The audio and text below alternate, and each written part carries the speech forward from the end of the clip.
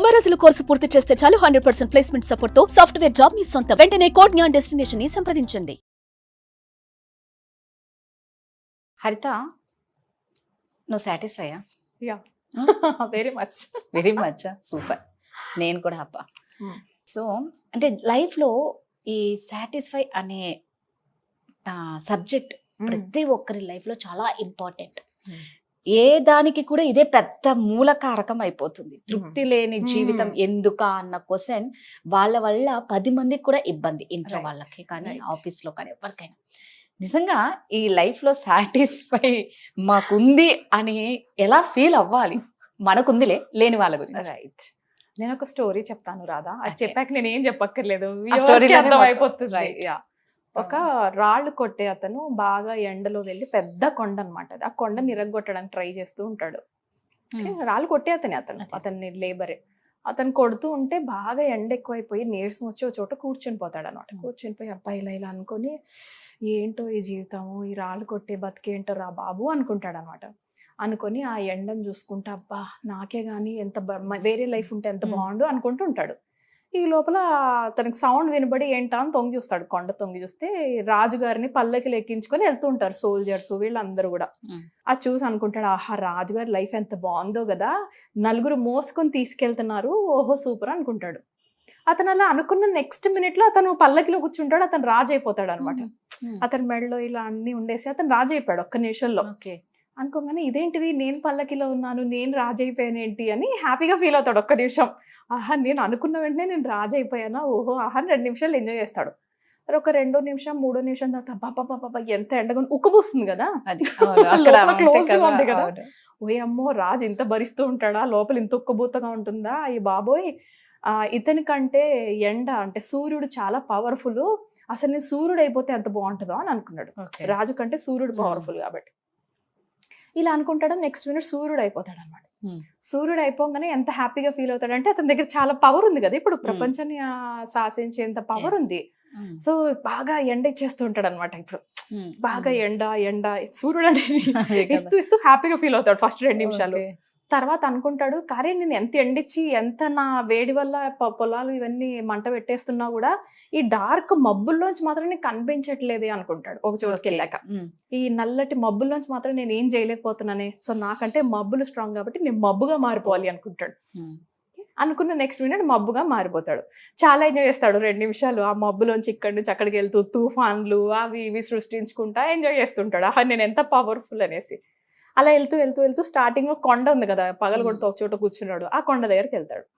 వెళ్ళి ఇలా గట్టిగా ఈ కొండ మీదకి వర్షం పంపిస్తూ ఉంటే ఆ కొండ మాత్రం ఏం కదలదు, మిగతా అన్ని అవుతున్నాయి కానీ కొండ మాత్రం గట్టిగా ఉంటుంది కదా, దానికి ఏం ప్రభావం పడదు. అనుకుంటాడు, అరే కొండ నాకంటే పవర్ఫుల్లే, కొండను కొట్టేవాడుగా నేను కదా అవ్వాలి అనుకుంటాడు. అనుకున్న నెక్స్ట్ మినిట్ మళ్ళీ ఆ కొండలు కొట్టేవాడిలాగా తయారవుతాడు. అంటే తన ఫస్ట్ ఉన్న ఫేజ్ కి మళ్ళీ తిరిగి వస్తాడు. వచ్చి అమ్మయ్య ఇది కదా నా లైఫ్, ఎంత మంచి జీవితం కాకపోతే నాకు కొండలు కొట్టేది వచ్చింది నాకు అని చెప్పి హాయిగా వెళ్ళి కొండలు కొట్టుకుంటూ బతుకుతాడు. ఈ జర్నీలో ఇక్కడ స్టోరీలో మనం ఏం తెలుసుకోవాలి Radha, no one is satisfied till the time I satisfy myself. నాకు నేను సాటిస్ఫాక్షన్ తెచ్చుకోనంత వరకు కూడా నేను కంప్లైనే చేస్తూ ఉంటాను.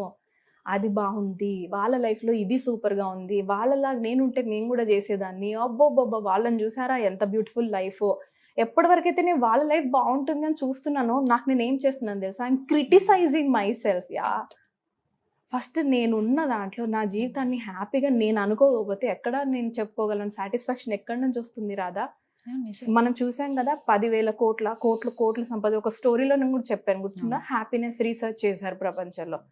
ఆ వాషింగ్టన్లో ఆ డబ్బులు సంపాదించిన వాళ్ళే మేము డబ్బులు సంపాదించిన హ్యాపీగా లేమన్నారే.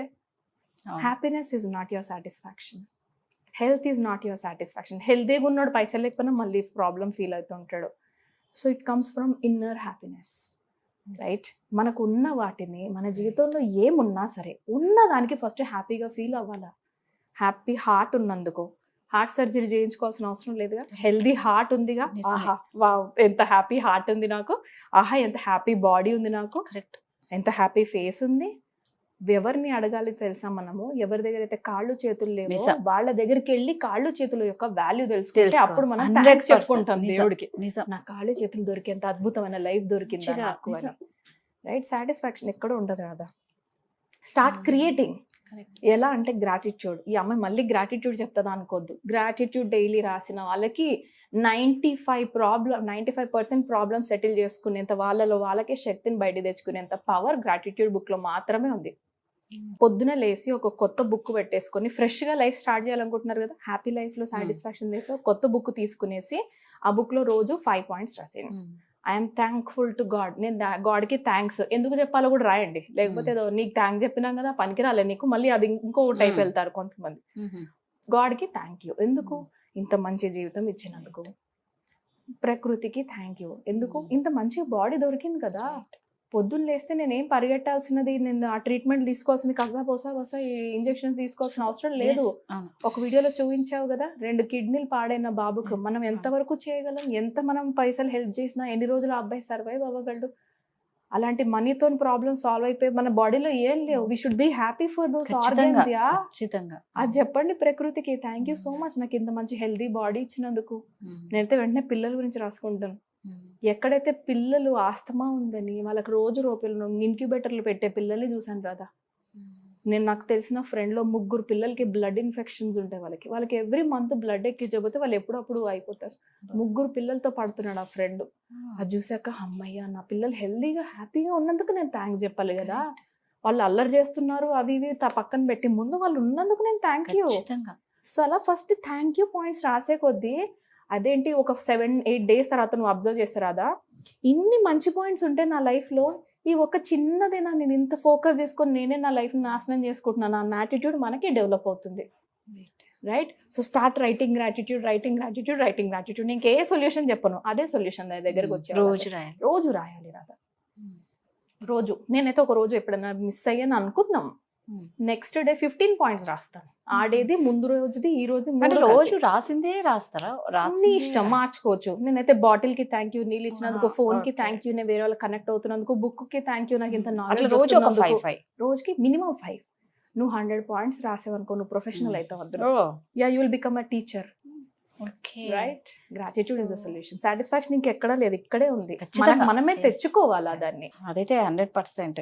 చక్కగా భగవంతుడు మంచి కాళ్ళు చేతులు ఇచ్చారు. నిజంగా ఎంత థ్యాంక్స్ చెప్పినా తక్కువే అనుకొని ఉండాలి. ఒక్కొక్కరు ఆ ఒక్క చేత్తో ఒక్క కాళ్ళతో 2 కాళ్ళు లేని వాళ్ళు కూడా ఎలా సర్వైవ్ అవుతున్నారు, వాళ్ళ పనులు వాళ్ళే చేసుకుంటున్నారు, ఎంత హ్యాపీగా ఉన్నారు.